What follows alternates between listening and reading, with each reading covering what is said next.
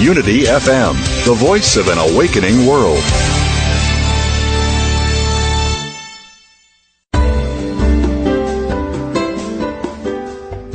When listeners like you contribute to the Unity FM network, you're making a positive difference in your life and the lives of other spiritual seekers. To contribute, visit www.unity.fm and make a one-time donation or sign up for monthly contributions. Thank you for your support.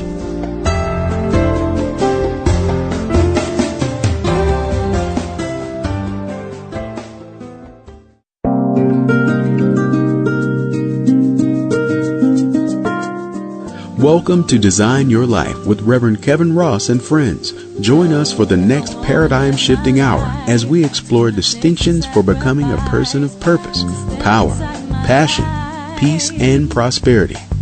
Call in with your questions and comments for real-time coaching and conversation committed to inspiring and empowering you to design and live the life of your dreams. And now, it's your turn to start living the designer life with your host, the Reverend Kevin Kitrell Ross. Good afternoon, everyone. It's another wonderful Wednesday. Welcome to Design Your Life. I am your host, the Reverend Kevin Ross. My friends call me Rev Kev, and so can you. I'm on a mission to awaken each person to live a life of purpose, passion, peace, and prosperity. And this is another opportunity for you to take a look at your purpose, take a look at how you are showing up in the world. This program really offers you distinctions and tools that you can use in your daily life to design and live the life triumphant. And that's what we're all about here each week on Design Your Life. So I want to thank you, my listeners from, we understand from over 101 countries who participate with us weekly.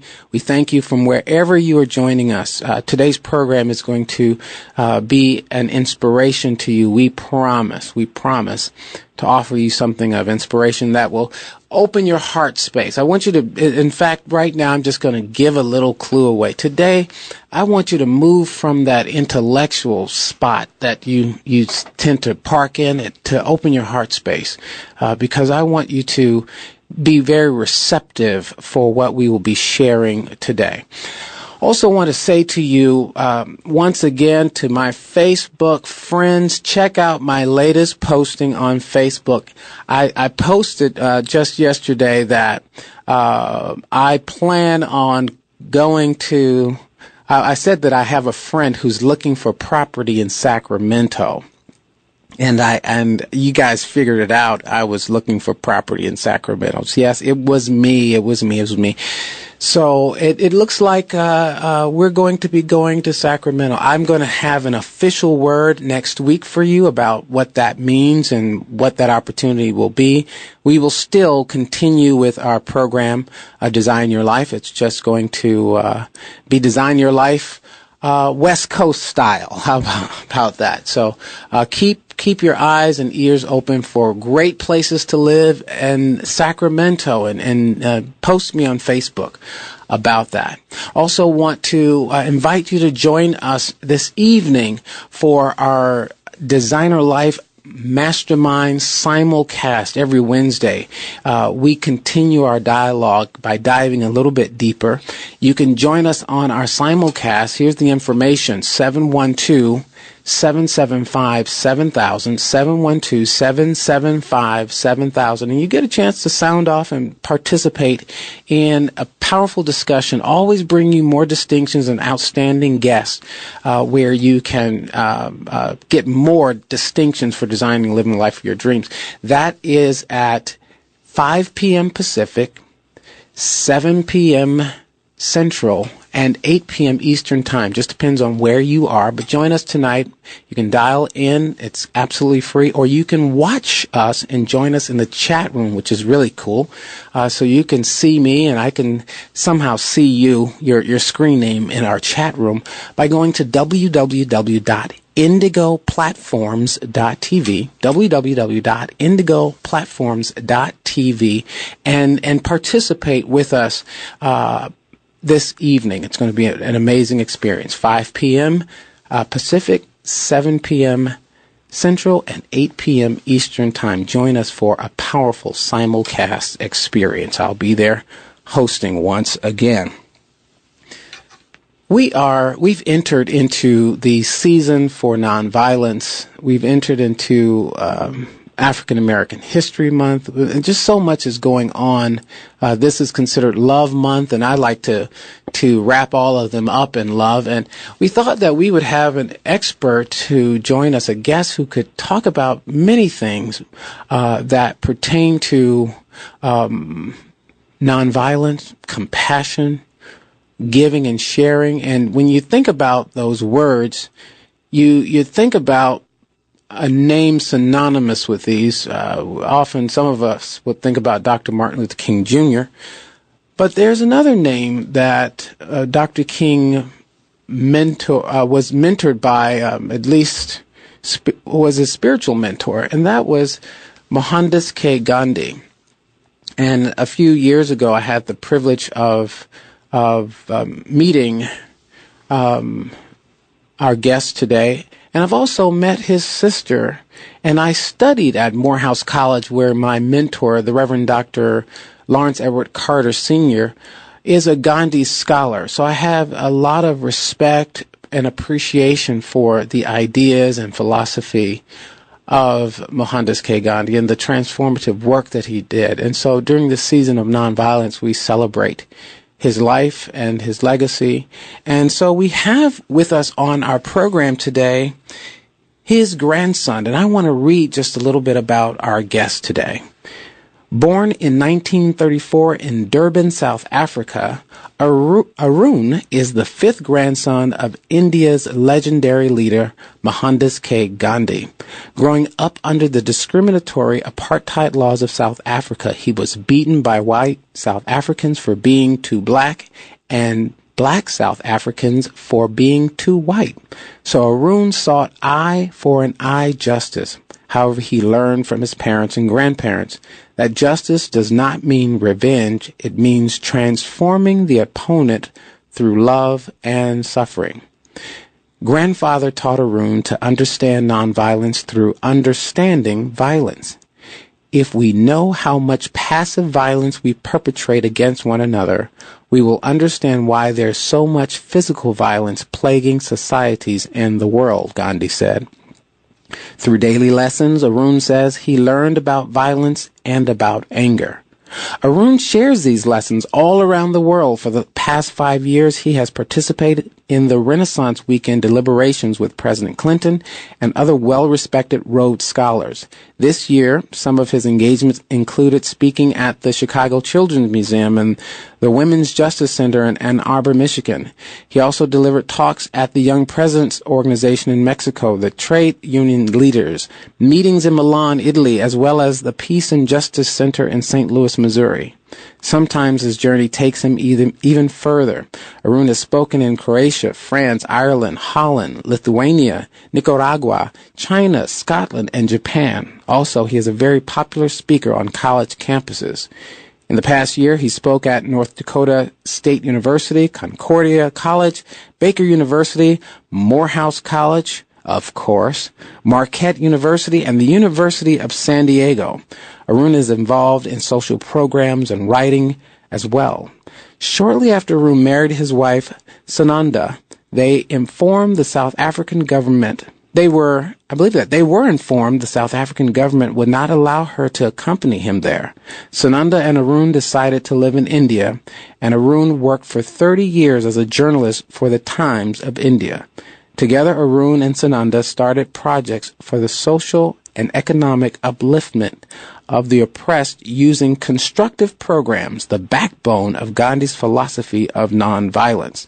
The program changed the lives of more than 500,000 in over 300 villages, and they still continue to grow. Sananda died in February of 2007, and the family is working to establish a school in the poorest rural areas in India in her name. Arun is the author of several books. The first, A Patch of White, is about life in prejudiced South Africa. Then he wrote 2 books on poverty and politics in India, followed by a compilation of M. K. Gandhi's Wit and Wisdom. He also edited a book of essays on World Without Violence. Can Gandhi's Vision Become Reality? And more recently, Forgotten Woman, the untold story of Kastur, the wife of Mahatma Gandhi, jointly with his wife, Sananda. Let's welcome to our program, with great honor and great respect, Mr. Arun Gandhi. Welcome, sir. Thank you very much. Thank you. It was a wonderful introduction. I thought it was important that we take the time to share all of that history and really establish in the minds of our contemporaries, exactly what your journey has been about. And right. And so I wanted to really give you your proper respect in sharing your entire bio there. I don't want to rush at all. No, thank you very much. It was very nice, and it covers a lot of my life. And the thing that I would like to emphasize here is, generally people seem to believe that the philosophy of nonviolence is about resisting and seeking justice and, anti-war and that kind of thing. But it's as much about personal change as it is about societal change. It is about destroying the culture of violence that we have created around us and replacing that with a culture of nonviolence, which means that individually we are so controlled by negative thoughts and negative attitudes and beliefs, which spawn hate and prejudice and anger and frustration and all of these negative things, which ultimately lead to violence.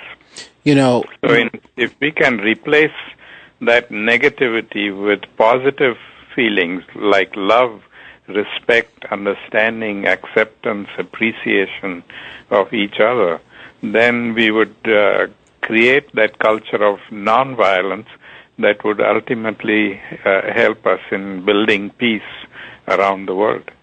Well said. I really agree with you. When we first met, it was at Morehouse College, and it was during Science and Spirituality Week, and you were there to address us. And you really unzipped your heart and shared so much of yourself and some of the stories about you and grandfather. Before we get off of this broadcast, I certainly want to hear some of those. But you introduced a concept that I thought was powerful. I had just an aha moment. And I was a student, I believe I was a student at Morehouse at the time. You talked about passive violence. And it just opened my whole world up, because many people listening right now, do associate with your grandfather's tradition, this stand up for justice kind of thing, and this need to be nonviolent in the social struggle, protesting and that sort of thing. But you opened up something for us that I think needs to be understood on a very personal level. Talk to us about passive violence and how that has an effect on the culture in which we live today. Yeah, we commit a lot of passive violence knowingly and unknowingly because, as I said, we have created this culture of violence around us, which spawns all kind of violence, not just physical violence, but also passive violence. Talk to what is passive violence? So what for that lay person who's passive violence is the kind of violence we use against one another where we don't use any physical force, but yet we hurt people by the way we talk to them, or by the way we discriminate against them, or the economic oppression that we commit, or religious oppression, or social oppression, or hundreds of things that we do consciously and unconsciously every day against one another. All that comes to amounts to passive violence. So anytime you hurt somebody, knowingly or unknowingly, then you're committing passive violence. So, but I consider myself, and I'm speaking generally, I consider myself a nice guy. And I use sarcasm from time to time. Is being sarcastic a form of passive violence? Yes, if that sarcasm leads to hurting somebody and creating some kind of conflict between them, then that is passive violence. Anything that hurts people, anything that differentiates between people, where we build a wall between us and them, or, for instance, even things like we enjoy a wonderful lifestyle here in the United States, but half of the world lives in abject poverty and destitution, and we don't care about it. And we say, well, that's not our business. Well, that is also passive violence, because we are all interconnected.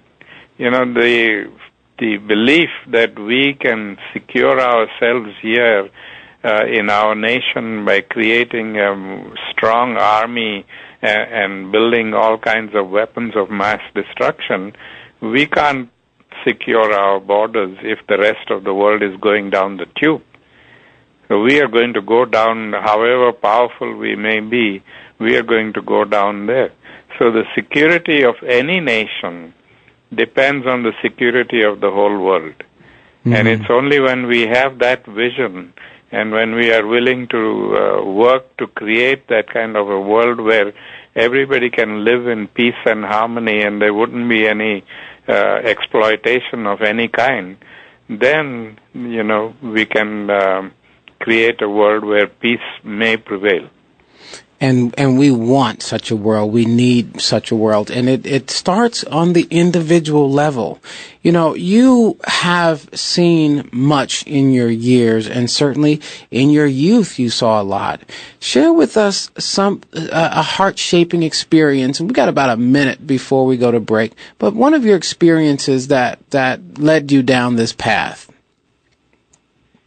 Well, I saw a lot of poverty in India when I was living there, and I thought it was as much my responsibility as it was the government's responsibility to do something about it, and that's why I created a Center for Social Unity, and with my wife and friends, we raised funds and we helped the poor people by creating self-help models where we rebuilt their self-respect and self-confidence and gave them the ability to stand on their own feet rather than give them doles and charity and make them more and more dependent on us and on society.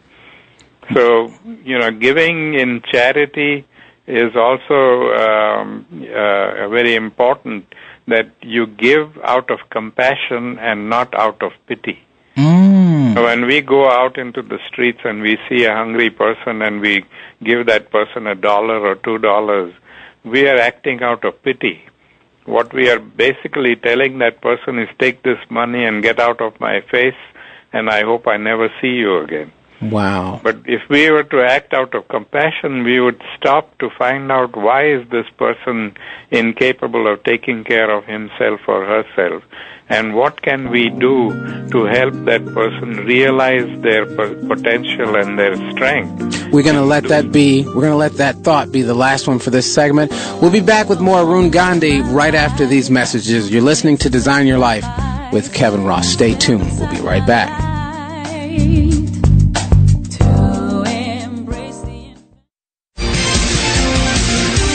Unity FM, the voice of an awakening world.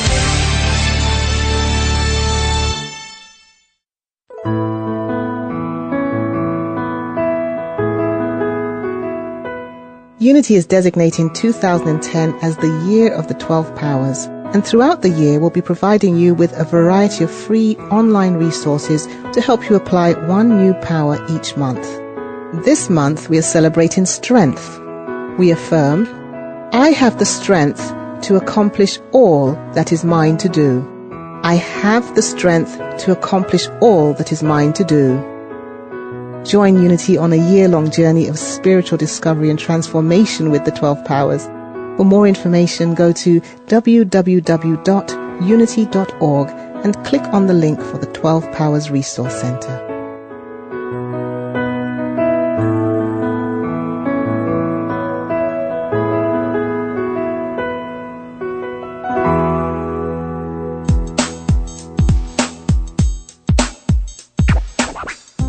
Good parenting doesn't happen by default. It is intentional. It is a decision about who you will be and what you will do in your family life. Join your hosts, Reverend Jennifer and Ogun Holder, each week for Unity Family Matters. Experience the light side of parenting, realizing your divine identity while raising your children to know they are the light of God. Gain insights based on Unity principles, talk with today's prominent experts in spiritual parenting, and address your questions and comments from spiritual perspectives. Unity Family Matters, every Thursday at 11 a.m. Pacific, 2 p.m. Eastern on Unity FM, the voice of an awakening world.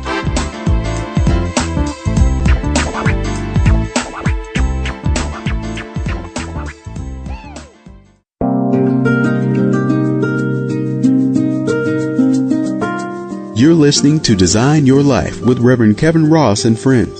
Call in with your questions and comments for real-time coaching and conversation committed to inspiring and empowering you to design and live the life of your dreams. Call us now toll-free at 1-888-346-9194. We now return to Design Your Life.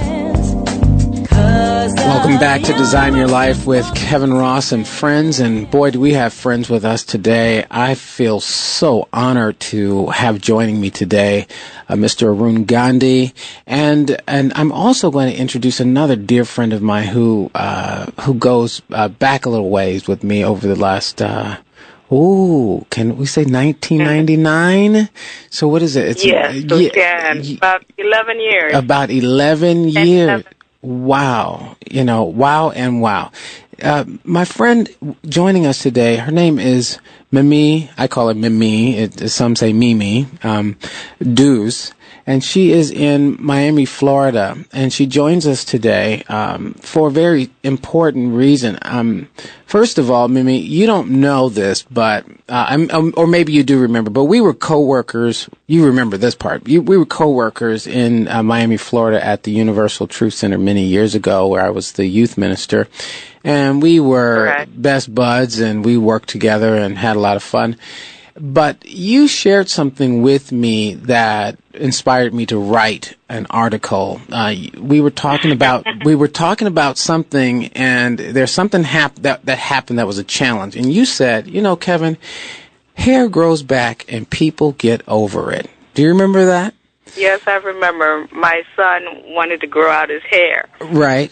And I forget what surrounded the whole thing, but, we ended up making sure he got a haircut. Mm-hmm. And he was upset with me. Mm-hmm. And I explained to you that, the hair grows back, meaning his would, and people get over things, so he'd get over being upset with me. So I think that you did mention that in your book, your first book. Right. And that really, and I ended up, but I thought about that. I thought about it from a number of angles. We've been talking about being nonviolent. We've been talking about being compassionate and caring for others and all of that. But when I hear that again in this now moment, I also hear that things happen, but can people move on? Right. Can people move on from what seems to be the unthinkable? What you don't know, friends who are listening from all around the world, as you know, there were earthquakes recently in Haiti, and people were impacted. The country was devastated, to say the least. It was an understatement. And Mimi, she lost her mother in that tragic incident. How are you, first of all, how are you handling that? I was, as you know, when I got the news about that, I was devastated. And, I put those two thoughts together. With this has happened, will she ever get over it? Will the people of Haiti ever get over it? How are you doing? I am doing okay. I am doing better than the people of Haiti, I think. I had my own personal tragedy in this, but what impacted me most was when I did go to Haiti and seeing the look on everyone's face and the people without families, the people without someone flying in to help them, or to bury their dead and so forth. I was able to do that for my mom. But I didn't know how difficult it would be for me to be in that space, in that time, and just feel every emotion that the people of Haiti were going through. So in that way, I'm okay. So but the people aren't, and so I'm heading back there soon because I need to do something. I need to do something to contribute towards helping Haiti. I'm devastated by what the people of Haiti are going through. More than my own personal tragedy, really, that's small. It's not small that my mother died, don't get me wrong. It's not that I'm not affected. But and I think you told me that you have a cousin who is also missing right now? My cousin's daughter was killed, but her body was not retrieved. Okay. She was a 14-year-old girl. Wow. Well, first of all, we stand with you. I've received various emails, and I sent out Facebook messages and emails, asking people to pray with you and your family particularly.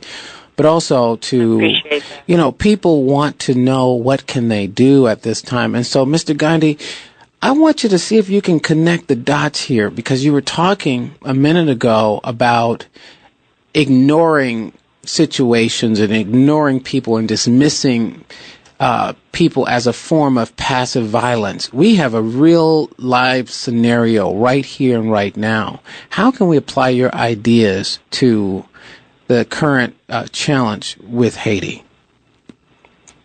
Well, I think, Haiti is a very good example of exploitation. It's gone through years, centuries of exploitation by France, by the United States, which has left the country in abject poverty, and then there's exploitation by its own politicians. And, it's just become what they call an international basket case.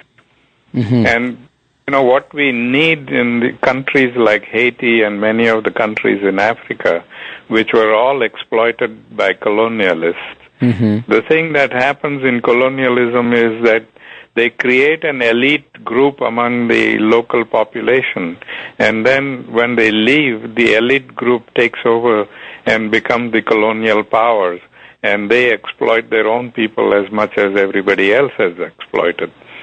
And we need to break that cycle, and I think it's the responsibility of the world to help out and try to create a whole infrastructure there which will be a permanent structure.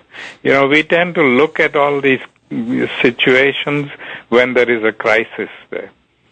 All this time when, Haiti was struggling, nobody paid much attention there. But when it suffered this crisis, then everybody wants to go there and quickly put some Band-Aid and try to bring some relief there. And that is going to be a very short-term thing. What we need is some kind of a long-term plan that will help not only Haiti but all the other nations of the world that are in the similar situation, and people are living in poverty and in inhuman conditions.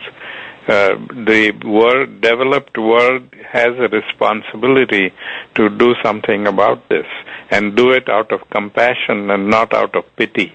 Yeah, talk more. As you mentioned before. Go ahead, Mimi. No, I was saying, it's as he mentioned before, when you see someone on the street and they're asking you for a handout, and you basically give them the money and say, okay, now get out of my way. When he spoke of the Band-Aid, that's how I see Haiti. It's always been that way, from what I can see. It's like rather than saying, okay, how can we really help? How can, we resolve the issue of you not being able to feed yourself or not being able to do anything? We patch it up. We keep patching. We keep putting Band-Aids on it. And it's gotten to the point where it is now a crisis. And, unfortunately, we're going to have to be moved by crisis this time rather than taking the initiative and saying, what's wrong? How can we really resolve this?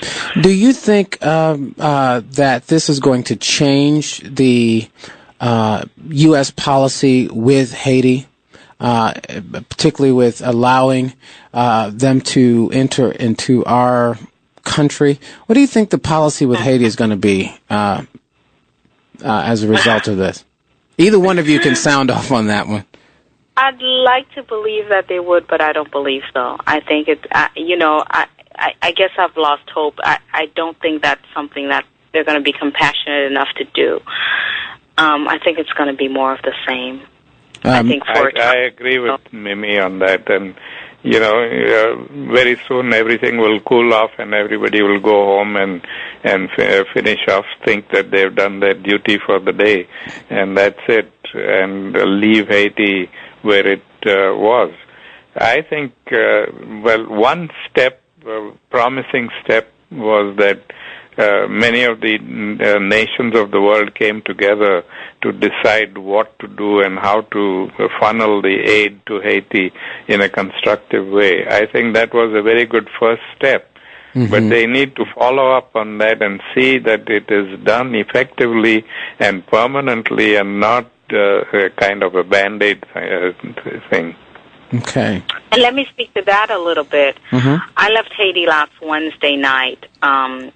Last Wednesday night, came in on a military plane, for instance. But a lot of my experience there, and I have to say, even the day I was leaving, they were still removing dead bodies from different buildings and underneath rubble or whatnot. But what I saw was American troops, mostly American troops, with machine guns, keeping people in a straight line in order for them to get food. Mm-hmm. What I saw, and my experience was, dropping food out of helicopters to people to feed them. Mm-hmm. What I saw and what I experienced were people who came to help remove rubble from one of my mom's buildings, asking not for money, but for food, because they'd already begun to get hungry. And so my thing is, yes, the world got together and decided on what to do. However, it's not working. And rather than have the troops standing there with their machine guns keeping people in a straight line to receive food, how about getting them into the neighborhoods to get food to the people who are injured, who have actually attended to their own medical needs by, I guess they're assuming they've bandaged up their leg properly or so forth, but they can't walk to where they're dropping the food off or the places that they announce on the radio that the food will be. These people in the nooks and crannies all over Haiti's neighborhoods cannot get to that food. And so, yes, we had an initial, reaction, and this is how we're going to do it, but when, as I've noticed, it doesn't work, what can we now do? How do we change that? It's not about deciding once and then saying, okay, this is the solution, but it's continuing to look at it every day, and I'm afraid, like Mr. Gandhi said, that we're going to forget about it. It's not in the news anymore, so we haven't gone back to say, oh, did that work? Is that working? Because it's not. So not now, from what I saw last Wednesday. Now, just in vein with what Mr. Gandhi introduced here today, you're calling for a more compassionate response. You're calling, tender loving care. Yeah. Haiti needs tender loving care. They don't need food out of helicopters. They need these people who are trying to ensure their security or the democracy, to ensure their,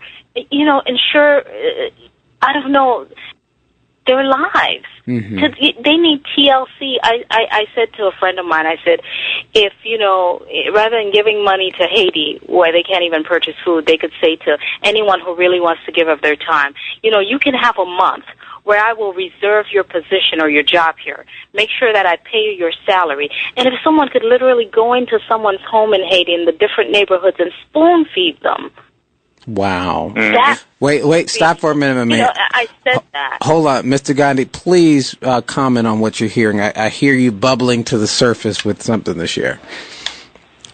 Yes, I agree with Mimi. I think, just dropping food from the sky doesn't really help. We need to create a volunteer corps of people who would go out and feed people in their homes. There are probably many injured and many old people who are unable to get out and get food, and so they have to depend on somebody to help them. So I think that kind of person-to-person attitude would be much better than just coming in, zooming in, dropping some food and flying away from there and think that food is going to the people who need it. It often doesn't go to the people who need it. What is our...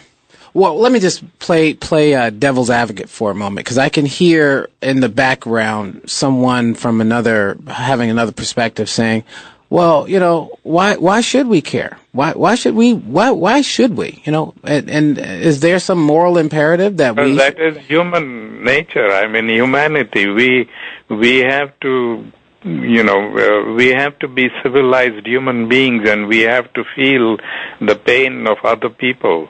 I mean, if we can't feel the pain of other people, and if we can't show that understanding and compassion, then we are not civilized human beings.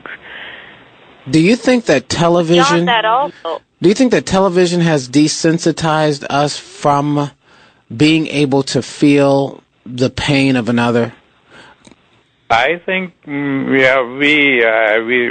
kind of bash television for all the ills of society, but I think basically we all subscribe to the culture of violence. Right from the beginning, we give our children the idea that they have to think about themselves, they have to get to the top. Success is measured by how much you possess and what you buy, and how much money you have. And so you've got to reach the top, and don't worry about other people, just think about yourself. Now, that is the first lesson in selfishness that we teach our children at the time of when they are old enough to go to school. Mm-hmm. And if that kind of message is drummed into them all the time, we grow up into people believing that we have to just think about ourselves and don't care about other people. And that's what has led us to this kind of mess that we see. Where everybody is so selfish and self-centered that they couldn't care less what's happening next door. I had the opportunity to be in 1999, participate in the Parliament of the World's Religions in Cape Town, South Africa. And so I had a chance to really meet with several people who had been freedom fighters in that part of the world, and to see what they had gone through and grown through, and also to hear some of their amazing stories. It really, for the first time, I think that shell of Western selfishness was cracked for me, and my heart was opened up. In fact, I believe I met your sister. Is Ela your sister? Yes, she is. Okay, I met your sister at the time. I was participating, presenting an award to President Mandela for the World Season for Nonviolence. I was part of that delegation to do so. And I met your sister backstage at the time, and also in some lectures she was giving. She was a member of Parliament there at the time, and we were backstage, and there were seats back there that we were waiting to get into, and we were standing up, and suddenly a seat opened up. And we'd been standing for a while waiting for President Mandela to come in. And so everybody insisted to Ela, no, please, because there were a lot of men around, please take this seat. Please take this seat. And she says, no, I shall stand.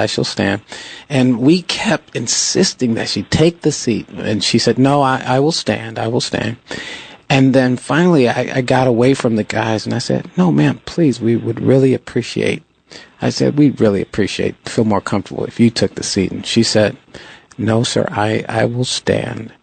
And I said, you know what? You have a lot to stand for.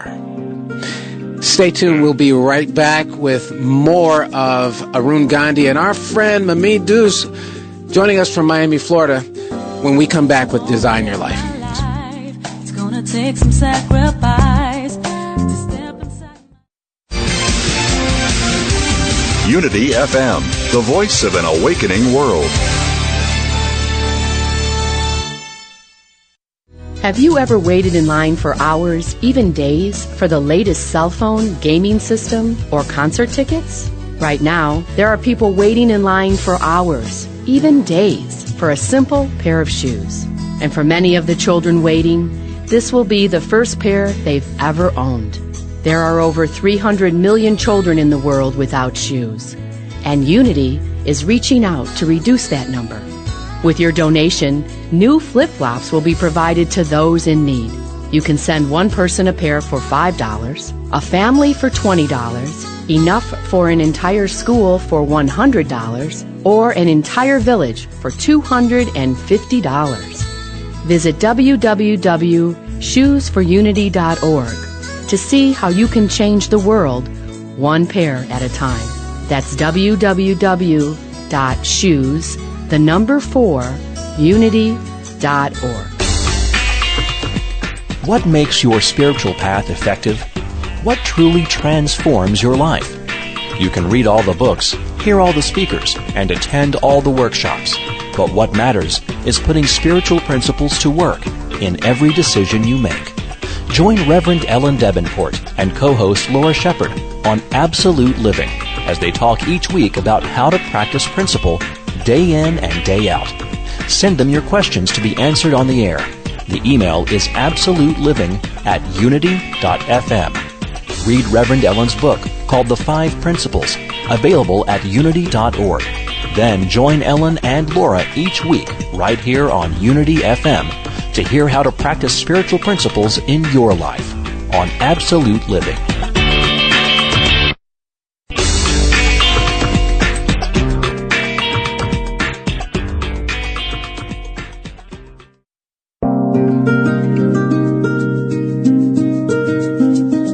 You've been listening to Design Your Life with Reverend Kevin Ross and friends.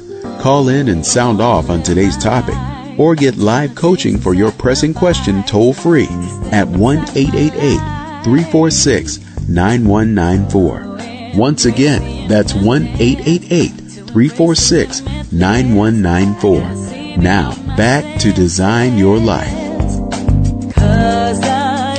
Unity FM is listener-supported radio, and so when you make a donation, a contribution to Unity FM, you are helping us with our mission of creating a world that works for all. Will you please consider generously giving to Unity FM? We are expanding our reach. We are offering new programs every season, incredible guests we continue to bring to you to serve you, and we would appreciate your generosity by visiting us at www.unity.fm, www.unity.fm, and click the contribute button and make a generous contribution to create a world that works for all and to continue to expand this consciousness that you are experiencing right now. Just think about it. In the comfort of your own home, you're listening to a legend on today. You're connected with history today, and you make that possible when you contribute. So continue to support Unity FM radio. So, we were talking before over the break a little bit. We were chatting about the how can we do this? There are things that historically get in our way from saying, I can care. For example, we're celebrating African American History Month here in the United States, and we've got there's still some bitterness that we have not let go of, and there's some justified bitterness, if you will, for some of us who feel like we've been wronged or whatever, but we haven't learned a better way to transcend this. Everybody did not stand with King. Everybody did not stand with Gandhi. And yet their admonitions still echo throughout time. If we do not learn to live together as brothers, we will suffer together as fools. Mr. Gandhi, can you give us some practical ways that we can begin the process of healing those deep wounds that create divisions, or overcoming some of that sense of disconnectedness from the world around us, and promoting passive violence and selfishness and that sort of thing, to create a culture of love and compassion? What can we do to bring forth this world that we all know we need to have? I think it's very simple. We have to change our whole concept of justice. As you said in the introduction when you introduced me, that justice is not revenge. Justice is trying to reform society. And, unfortunately, because of the culture of violence that we subscribe to, our whole justice system is based on revenge. When somebody has done something wrong, that person has to be punished. Mm-hmm. We do that at home with our children.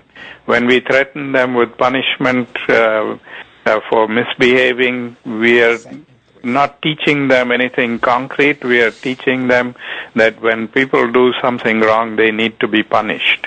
Mm-hmm. And so that whole cycle goes on and on and on. And it just creates more bitterness among people, and that creates that conflict and friction. Can you tell us? As you mentioned, after Gandhi and King, we still have a lot of problems here, and that is because we have not learned to forgive.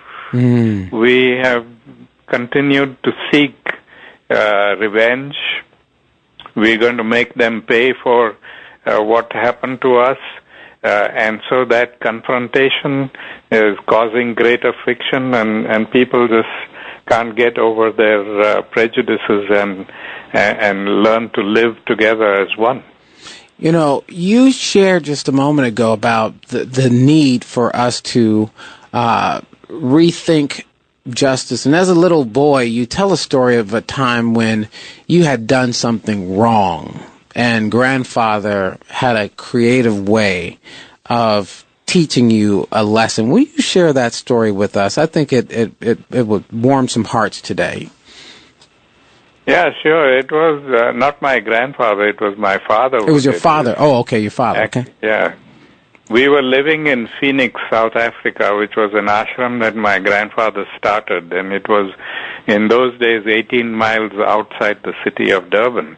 And it was not very easy in the 1940s and 50s for people to travel around, even if it was 18 miles. It's not like today when we can hop into the car and just drive off to 50 miles or 80 miles just to do some shopping or something. So it was very difficult, and we children didn't get the opportunity to go out and visit friends and see movies or anything, because this whole place was a huge big farm surrounded by sugarcane plantations. Mm-hmm. So whenever we got the opportunity, we would grab it. And one Saturday, I got the opportunity when my dad had to go to town to attend a conference, and he didn't feel like driving that day, and so he asked me if I would drive him into town, and I jumped at the opportunity. And since I was going into town, my mom gave me a list of groceries that she needed. And on the way into town, my dad reminded me of all the little chores that had been pending for a long time. And he said, since you have the whole day to yourself, please attend to these chores, like getting the car serviced and oil changed and all that. And I said, okay. And when I dropped him off at the conference venue, he said, at 5 o'clock in the evening, I will wait for you outside this auditorium. Come here and pick me up, and we'll go home together. And I said, okay. And I rushed off, and I did all the chores, and I bought the groceries and did everything I was expected to do, and left the car in the garage with instructions to do whatever was necessary. And being a 16-year-old, I went straight to the nearest movie theater, and I got so engrossed in a John Wayne double feature that I didn't realize the passage of time. The movie ended at 5:30. Oh, boy. And I rushed from there, got the car, and rushed to where my dad was waiting for me. It was almost 6 when I reached there. Mm-hmm. And it was 1 hour late. He was naturally anxious and wondering what happened to me and pacing up and down. And so the first question he asked me is, "Why are you late?" And instead of telling him the truth, I was so ashamed to tell him that I was sitting there watching a John Wayne double feature that I lied to him, and I said the car wasn't ready, I had to wait for the car, not realizing that he had already called the garage and asked them. When he caught me in the lie, he said, "There's something wrong in the way I brought you up that didn't give you the confidence to tell me the truth, and that you felt you had to lie to me. And I've got to find out where I went wrong with you." And in order to do that, he said, "I'm going to walk home 18 miles. I'm not coming with you in the car." There was absolutely nothing I could do to make him change his mind. He just started walking. It was already getting dark. Much of those 18 miles were through sugarcane plantations, dirt roads, late night, no lights. I couldn't leave him and go away. So for 5.5 to 6 hours, I was crawling behind him and watching him go through all that pain and agony for a stupid lie that I uttered. And I decided there and then that I was never going to lie again. Wow. Yeah. And I think that was a very powerful lesson in nonviolent parenting. Yes. You know, normally in such circumstances, we would just punish the boy, you know, tick him off and humiliate him or whatever and be done with it. Mm-hmm. But by taking this responsibility on himself, he taught me a lesson that I never forget. You know, and that is what nonviolence is all about. When I was at Morehouse, I did a study. I had a youth organization, and that youth organization still exists today. But I hypothesized based on the words of your grandfather, and he said, if we are to teach real peace in this world, we shall have to begin with the children. And I developed a paper called Children's Liberation Theology, which simply said that if we're to heal when we focus on the least of these in every society, I believe children are the poorest, the weakest, the most vulnerable in every society. If we focus on them and solve their concerns and address them and offer them the tools and these ideas at during those formative years, such as you just talked about, we can heal the entire human household. It's like looking at the microscopic for the problem to the solution for the macroscopic. Tell us how you feel about that and what you're doing today that supports this very idea. Yes, I agree with you. I think it's very important that we transform this world by transforming our children, because they are the leaders of tomorrow, and they are going to inherit this world. And if a change is going to come about, it is through them that the change will come. And so I think we need to do various kinds of things to help the children of the world. But of course, individually and collectively, not all of us have the capacity to handle all the problems that they face. So, you know, for instance, I started after my wife passed away, and I saw all the poverty in India in spite of the tremendous economic growth that the country faces right now. There are half the population of 1.2 billion who are living below the poverty line. And their children are exploited, in every way, sexually, socially, culturally, and all, economically. And they can never break that cycle of poverty. So I've created a school there where we have already taken on 120 children, and they are getting an education that is going to help them break that cycle of poverty. Oh, one other thing that we do is that we have created an education system that is wonderful for city-based people, for the needs of the city, for industrial growth and so on. And so we give everybody that same education, irrespective of whether they are born and brought up in the city or born and brought up in the village, where they have not had the advantages of city life. Now, when we have that kind of disparity, we give children in the village education that doesn't really help them in their own setting. They have to migrate into the city to get a job. It doesn't make sense. We are alienating young people from their families in the village, bringing them into the city and destroying their life and destroying the life of the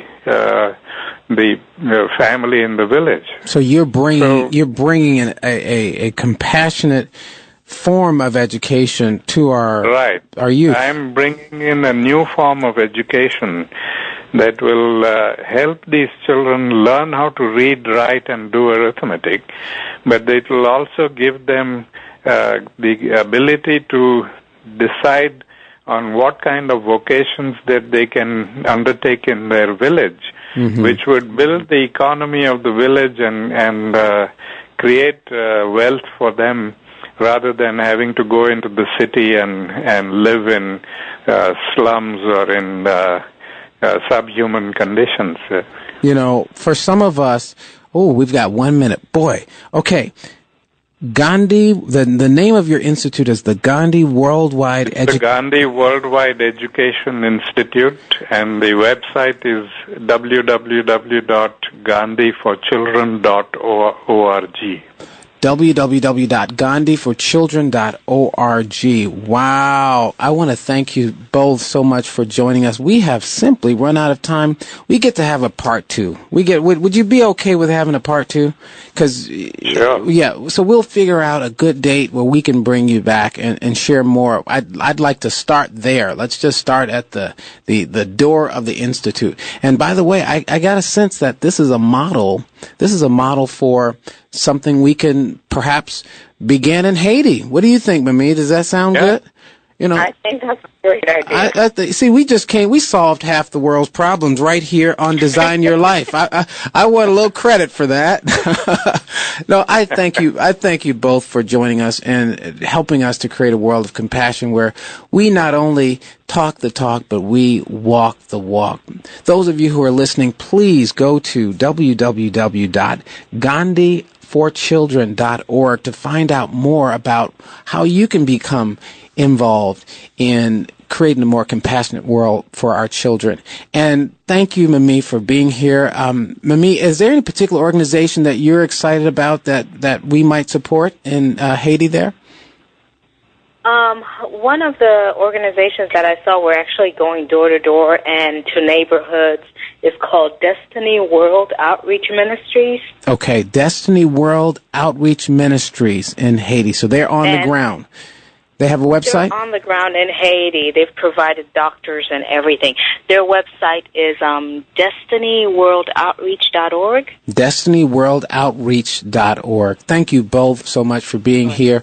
We have an incredible February, so continue to stay tuned to Design Your Life this February and March. This is just great stuff. We're going to have a part 2 for this. Listen, friends.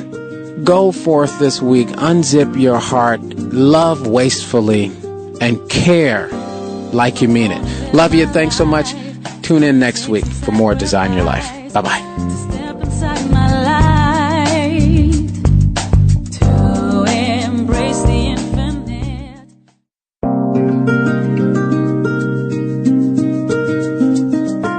Thank you for tuning in to Design Your Life with Reverend Kevin Ross and friends.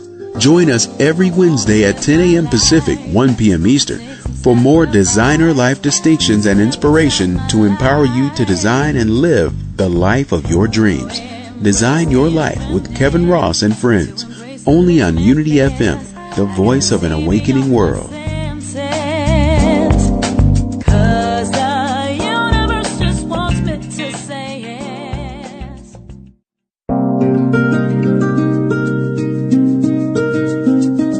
This program is brought to you by Kevin Ross Speaks, online at www.kevinrossspeaks.com.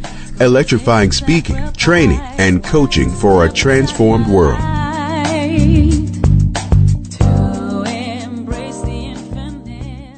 Continue our dialogue by diving a little bit deeper. You can join us on our simulcast. Here's the information: 712-775-7000, 712-775-7000, and you get a chance to sound off and participate. And you get a chance to sound off and participate. And you get a chance to sound off and participate. And you get a chance to sound off and participate. And you get a chance to sound off and participate. And you get a chance to sound off and participate. And you get a chance to sound off and